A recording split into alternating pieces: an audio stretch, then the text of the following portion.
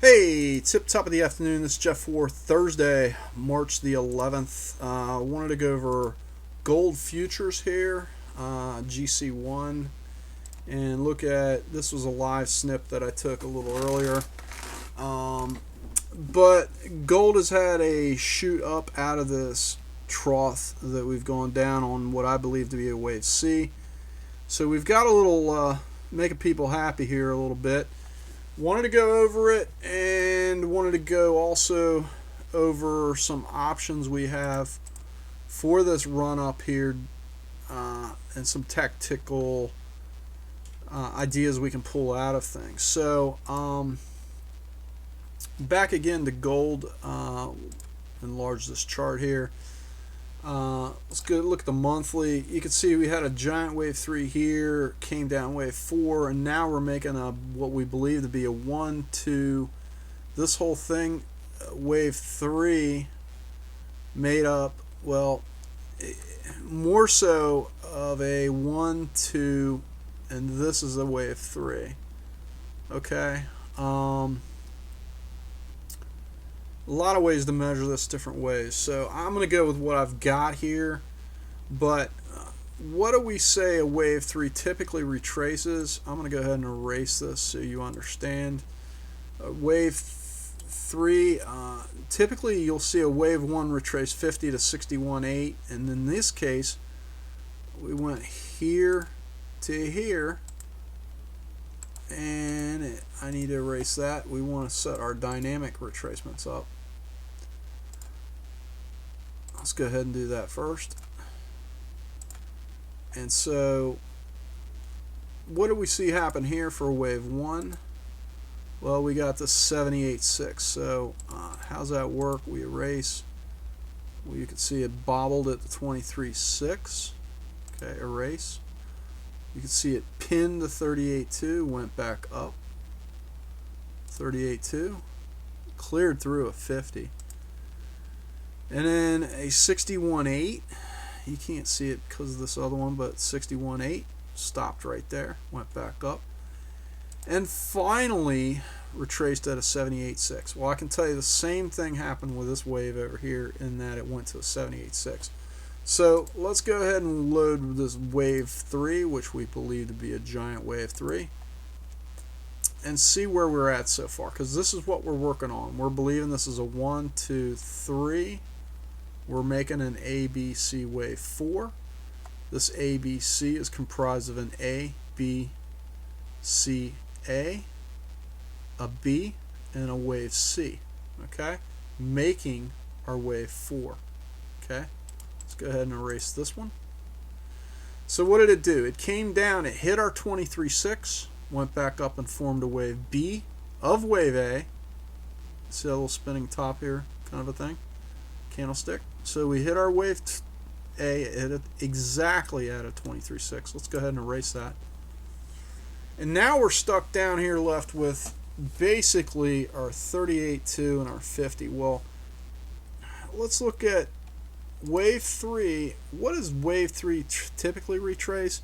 It typically retraces a 23.6, which is basically a 24, to a 38.2. And there's future or even late writings it can actually go to a 50 or even a 61.8. Typical times can be between a 20 to a 50%. Okay? A lot of times if this wave is so hot, it's going to just do 23.6 to a 38.2. Okay, we've dipped towards the 50. But that's where we're at so far. Okay? Look at it over on the weekly.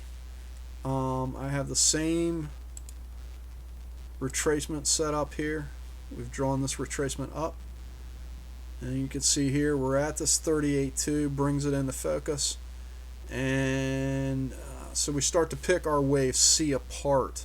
This is how we time our entry into the market. We want to start to pick apart our wave C and give us some insights. Then we take it down to the daily on our wave C, and we have to notice that a wave C goes in A, B, and then wave C typically is partitioned by an A, B, and wave C of wave C is typically partitioned into 5 waves. Hope I said that right.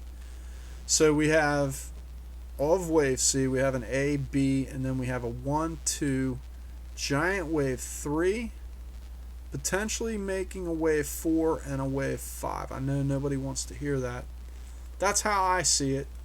I actually hope that this was 3, 4, 5 of 3, and this little guy here could be wave 5. I'm hoping for all my buddies that are already long that that is the case, and that this is where we've finished out. Okay, but as a true chartist, I'd actually like to see it come down here. But I'm okay with that. Let's let the market decide, right? So how are we going to figure a couple clues to this? Well, we're going to load some external retracements. External retracements are retracements that are outside of our normal retracement within this area, okay?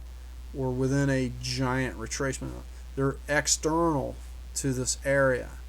So a typical retracement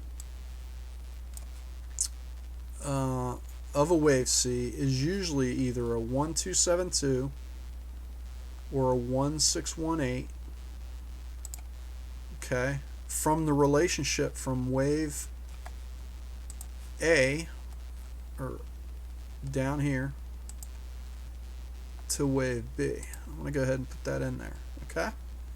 So you can see here that this thing has fallen past the 1272 and was heading for the 1618, hit its brakes on because really Elliott, the end of wave 5 of either 5 or 3, end of wave 5 stopped, and we've gone back up for a pause. Let's go ahead and do that on the weekly. It'll be a little bit clearer. So again, end of wave C has a good relationship with either a 1272. I'm not liking this. Let's take a look at this. Okay, that's right. So usually wave C has a relationship of a 1272 or a 1618, okay? Of the relationship of wave A to B, wave C oftentimes falls in that. So what do we have so far? Well, we closed below the 1272, and then we are tipped. Currently in this week, we're closed above it so far up in this area. So that's a good thing. Could this be end of wave 5 here? This was 3, 4, and somehow it was 5. Yeah, it could be. But typically, you like everything in this weekly to come over to the daily. Okay? So I don't want to totally say this is it, and so I'm going to give you a little game plan on the end here. Okay? Could we come down to the 1640, 1612? Yes, we sure can. This could be a 3 here, and this becomes a 4, and we end up with a 5. Okay? But for now, for those of you that are long and you got in long at the end here, well, what does a wave 1 typically retrace? Let's go back over here. Let's go up. Wave 1 will typically retrace a 50 to a 61.8, which they are labeling as a 62. Roughly, you round it up. So let's take a look at that. And let's look over here at our chart. So far today, you go up. The way you would protect this is if you think this may not be finished and you got in long here, you could tip it and you went long. Hallelujah, brother. Good for you. So what does wave 1, if this wave C is complete and we just formed a 1, then you would typically put your retracement level in here at below a 61.8 and put a stop below that to protect your profits. Because if you got in here low, great. You want to protect your profits somewhere below the 1700 level area. Again, that's not no financial advice, but that's the way I would play it. Everybody has to take responsibility, take for their own how they want to play the game. Then we could see if this thing took off and got legs. My only concern with this structure here is it looks to me to be an A, B, C. If you got a 1, 2, I don't really know how you get a 1 out of that. It's really kind of a challenge for me. My only thought on that is, 1, 2, 3, 4, 5. I don't think so. One note would be this could be a 1, 2, and then we're developing a wave 3. Okay, so this may have retraced right here. This could be a 1, 2, and then we're making wave 3, and this is wave 1, 2, and then if she shoots back up over this, I'd be giddy on this whole thing completing. This is a telltale sign. Okay, she's got to shoot back above this and make a ginormous wave 3. Not saying so high, but she's got to make a wave 3 for 5 of wave 3. Okay, she's got to get up out of this. Will it do that? I'm not so sure. I don't know. It's up to the market to decide. Right now we've volleyed back down into this 1720 area, somewhere in here. So we're in this area. Alright, I hope that gives you some play. Again, a stop below this possibly is what I might do to protect any profits made if she does slam back down. And again, we want our weekly charts to play out accordingly. And it's all about our Elliott wave lettering and numbering. Again, A, B, typical wave C falls in here, and I'll even give you some wave bands. Okay, so this is what it looks like here. These little features here make the top of this box, and here's the middle, and here's the bottom of this box. Typically a 50% retracement is max on a typical wave C. So we've met the criteria because we are smack dab in the middle of it. Okay, but we want to put all things together. Not so sure our wave set is finished on the weekly chart. If it is, great, and we'll let the market decide that and climb back up here. One of the things eventually, either way, as we complete our wave C, I wouldn't be so scared of this. As we complete our wave C, if it does come back down, remember the next thing is going to be a wave 1, a wave 2, a giant wave 3, and we're going to know because it's going to start to take apart these intermediary highs. The first intermediary high really that you'd really like to see is this 1876 breached, and then the 1959.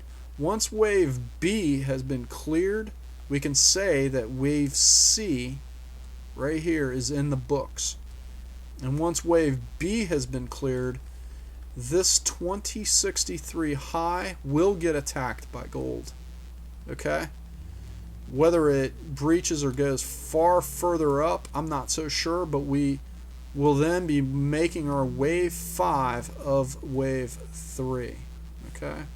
This was 1, 2, then we got our wave 1, 2, or 1 and a 2, and our wave 3. We're going to be making our wave 5 of wave 3. Okay, that's how I see things. Again, I hope that helps.